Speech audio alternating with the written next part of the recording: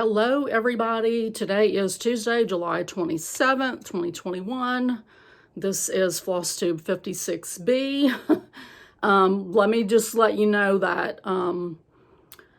even though I'm having to upload them individually right now, they don't have to be, but I'm not going to show charts every day. So if I've already shown a chart earlier in the week, I'm not going to show it again.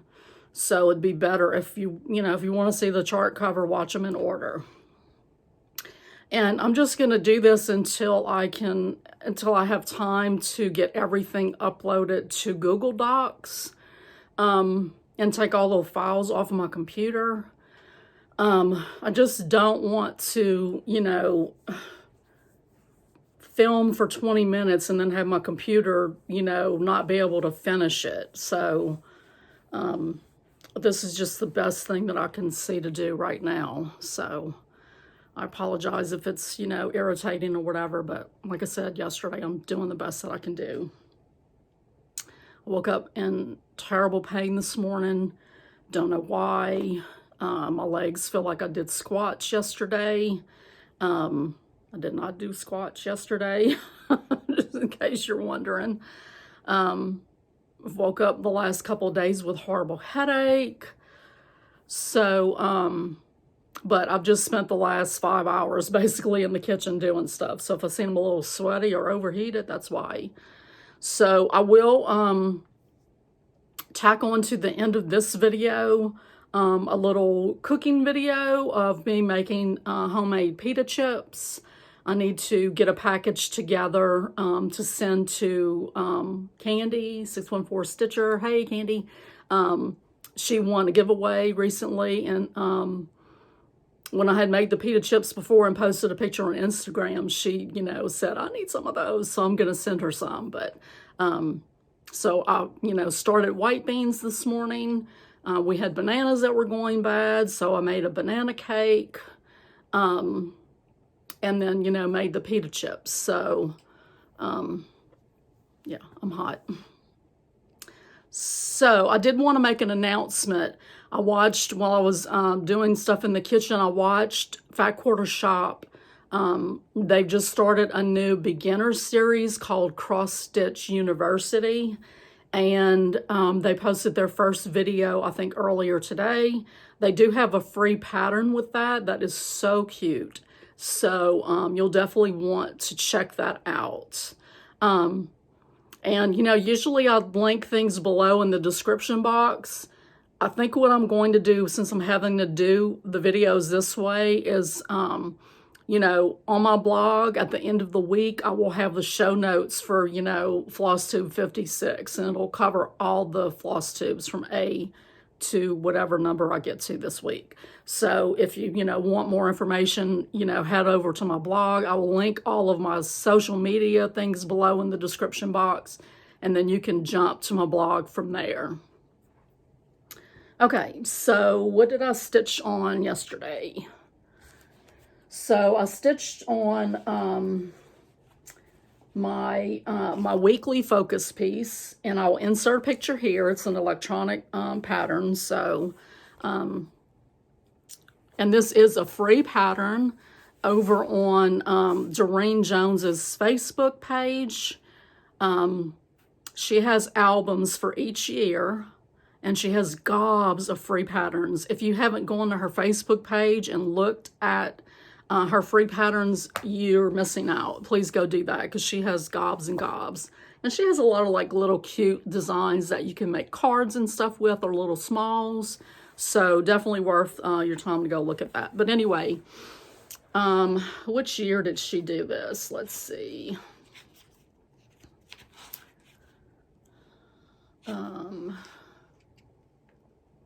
So I think in 2020. In 2020, she offered this garden sale, and I've worked on it off and on, not as much as I would want to, of course, because I've got too many other stinking whips. But anyway, I worked on it last night, and I got this little section right here done. I do have to go in and outline it right here. And so I would say I'm probably about halfway done, considering I have most of the border done. So yeah, I love it. I love it so much. I did change colors from what she called for, and I'm doing it on a piece of 22 count. Is that right? 22 count Ada that I got from Michael's. I think it's actually, I think 22 count is like heart anger, but anyway, it was just a 22 count Ada that was at Michael's. And this is when I first came back to stitching in 2019. And so, you know, right after I came back, yeah, I'm assuming that it's 2020 because I started it in 2020, and I want to say I started it right when she offered it. It may be 2019, and I just didn't start it until April. I don't know, but anyway, I was pretty new back into stitching. And so now if I was doing this, I would do it over one thread, and I would use one strand of floss. But I'm doing this over two strands on the two squares on the Ada. I don't know if you can see what it looks like. It's a little different than normal Ada. So that's why I want to say it's actually a heart anger. Because it has like actual, you know, when you stitch on linen or even weave, you can see that, you know, the stitches go over and under. The ones that run, you know, this way and this way. One, you know, goes under, one goes over. And you know, I always know this is my tip for when stitching on even weave or linen. You want to start next to a post where it's going over. And so, you know, that keeps me on track. Like I can, you know, find the holes more easily. Oh, I need to go right here because it's the one that's going over. And so, anyway, all of that to say that I'm doing it over two threads on the fabric, and I'm using two strands of floss, all DMC, but I love it. Love it. And she has like X stitches on the end, you know, inside around some of these. I'm going to leave that off. I thought it was, you know, I mean, it's pretty, but, you know, it was just overkill. So I don't really need to do that. And then I did stitch some on my EM ABC Sal, which doesn't have a picture for the chart. So I'm just going to show you what I got done. I'm working on letter B, and I got these two B's done. And then I think I worked a little bit more on the border. I didn't go in and put the yellow stitches yet, but a little bit more on the border. So that one's coming along. And then I stitched just a tiny bit on Little Women. I got, started working up on the house and got more of that done. A little bit more of it done. I got that first line on the roof all the way over, and then started filling in with the dark gray right here. I love this piece so much. Someone had asked in the comments on, I don't know what video, but yes, that is a stitch along. It is Sapphire Mountain Handcrafts on Etsy, and it's the word sapphire, then MT, and then handcrafts. It's all one word. All of that's all together on Etsy. There's no spaces or anything. And so she's the one that does Stitching Book Club, and you get it from her Etsy shop. And it's like $11 for the whole series. And then for my Merry Monday yesterday, I worked on Shabby Advent Shabby Advent Calendar by Kiori Abatakori. And I'm working on number 6, and I didn't get him done. I wanted to get him done, but it didn't happen. So I'll have to work on him next month and just work on until I get him done. I really wanted to go and stitch on something else on Mondays besides just stitching on these. But I'm just going to have to keep plugging away at these and just, you know, just put on my big girl panties and deal. So this is on a 18 count, They call it linen, but it's Ada. I got it from Hobby Lobby. The name is Natural Star, and I'm using 2 strands on of DMC, which is, you know, it makes it a little thick, but it's good. It's not hard to stitch on or anything. And then let's see. This is the chart that I misplaced yesterday when I was filming. So this is the Prairie Schooler Prairie Birds. I'm working on the little hummingbird. And this is what I'm doing for cross stitch camp once again. And I got more done on him. I got the upper left quadrant completed last night. And then I started working down on the right. I mean the left lower quadrant. Sorry guys, I'm getting used to doing this on my phone. I'm hoping that I will be able to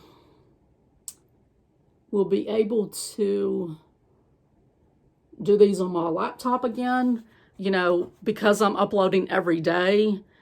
You know, like when I'm done with this on my phone, I'll send it to my laptop so that I can put it in iMovie and do some stuff to it. But I'm currently uploading my yesterday's video. I moved it from my phone to my laptop, got it ready this morning, and then I'm uploading it. My internet is so slow. So hopefully it will catch up. Like I'll get it where I can, you know, get each one uploaded, you know, by the end of the night. But see, like it's 3 o'clock right now, and so it just depends on how my day goes. Like I said, I got up this morning in pain, and so I had slept later, and then I've spent the last 5 hours in the kitchen, so such is life. This is what I got done on Elizabeth Weston. I worked on the letters some more, the over 1 letters, and put in a few more. And I'm actually a little ahead of where I wanted to be on her for the month, and so I'm glad. And I'm glad I'm not gonna carry over any undone you know, stitches to next month, so I can start on that new page fresh. And some of those actually are on the new page. Like if I'm stitching along on something and it goes on to the next page and I have thread left, I'll go ahead and go over and stitch that, you know. I'm not like boxed in on, you know, I have to stop on the edges of the page. And actually, they say it's better if you don't stop on the edge of a page. Like if you're stitching a motif, you go ahead and carry, you know, stitch what's on the next page, because if you don't and you come back later, it could be like a little ridge there where you stopped and then restart it. And so that's just something to think about. So that is all that I have for today. That's it. I will see you guys tomorrow. Hey guys. So if you stuck around after the end of my daily update, we're going to make some pita chips. So I love Zoe's Kitchen, and I love their pita chips. They do them homemade there. They do have Zoe's seasoning, but I want to say when I tried to make this originally, I couldn't find it anymore. I don't know if they stopped selling it. But anyway, I just went online and found a recipe. So what you'll need is, and I'm going to turn the camera around in a minute, but what you'll need is you'll need a package of pita breads, and mine has, one, two, three, four, 5. Mine has 5 in it. And you can do as, you know, as few as much as you like. For the 5, I've mixed up some olive oil. I did like 1/4 of a cup of olive oil. That might not be enough to do all of these. I've never have really measured it, but I want to write this down. And I have like a little recipe book that I've started keeping. You know, when my grandmother died, I realized how precious her recipes were. And so I've started writing mine down so that my daughters can have them, you know, when I'm not here anymore. But anyway, I wanted to write in that book, and so I'm kind of measuring. So I did 1/4 of a cup of olive oil, just extra virgin. And then I got this Greek seasoning from Walmart. And so I just sprinkled some of that, probably about 1/4 of a teaspoon. I didn't measure it, but about 1/4 of a teaspoon. And then I just did like a pinch of salt and a pinch of pepper. You probably really don't need that, but that's what I did when I first made them, and they came out good, and so I figured I'm just going to keep doing them that way. So let me turn the camera around, and then I'll show you what you do after you've mixed that up. Okay, so there's the mix in the bowl, and I just kind of whisked it around. And now I'm going to, I have my my pita breads laid out on this big cutting board that I have.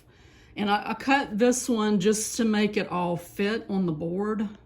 But normally I don't cut them until I'm done spreading the stuff on them. Just makes it a little easier. They don't slide around. You know, if you cut them first, and the chips kind of slide around.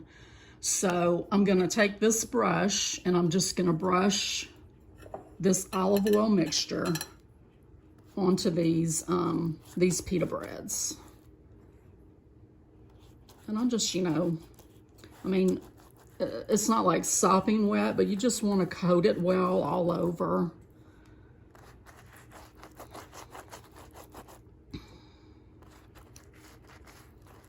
And then so if I feel like, you know, this is looking a little, I probably should have put more of the Greek seasoning.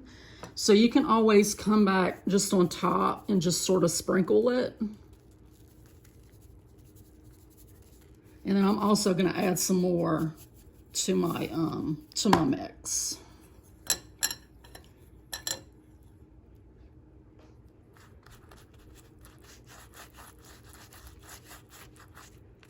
Okay, so I'm not going to do all of these, but you get the idea. So once you've done that, then I cut, and I use a pizza cutter.